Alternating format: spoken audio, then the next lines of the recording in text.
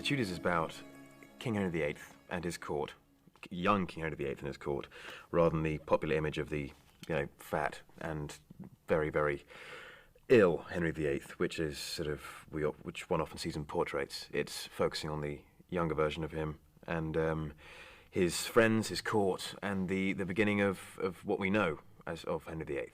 And it's following that original journey. And my character is Charles Brandon. He is a confidant of the king, best friend.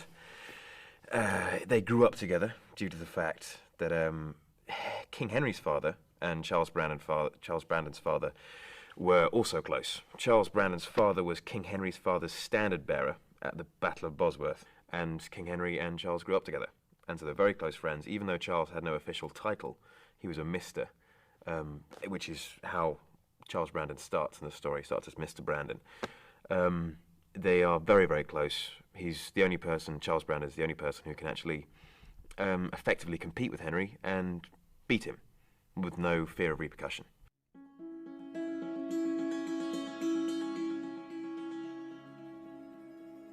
I mean, he really can't keep his dick in his pants. He just, excuse me. He loves women. He chases them all over the place. As one of the lines go, one of Margaret's fantastic lines, he can love for, a year, a month, a day, an hour, and then that's it. And you'll love fantastically for that period of time, and then move on. Charles has pushed it too far. Normally, he had pretty much free reign wherever he went in court. He could say whatever he wanted to whoever he wanted. And because he's King Henry's best mate, no one can touch him.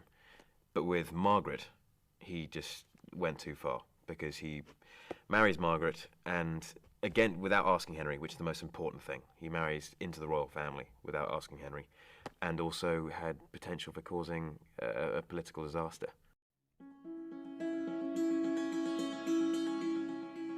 Young, vibrant, athletic, fit. I mean, he really was this man of incredible power and the image of what a king would be. And Charles and him were very similar.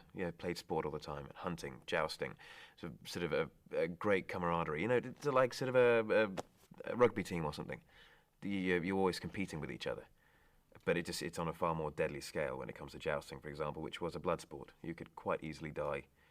And when you're charging each other on enormous horses with huge amounts of armour on and a great big stick in your hand.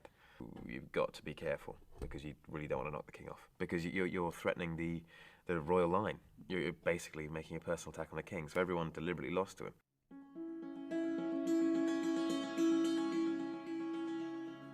It's quite a fun game, actually.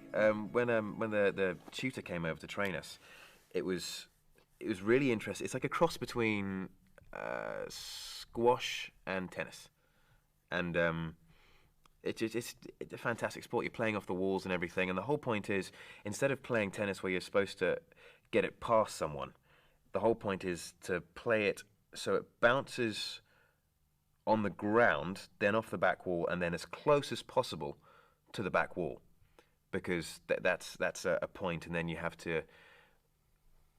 They can only get a point if they beat that mark close to the wall or something. It's quite complicated to begin with, but a very fun sport. It's not about power at all.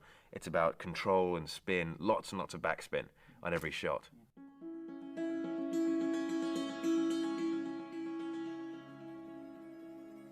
You couldn't ask for a better place to be the best friend of a king, because you haven't got the responsibilities of the king, and you're untouchable. And people will always want to get into your favour to, oust other people out of court, because you've got the king's ear.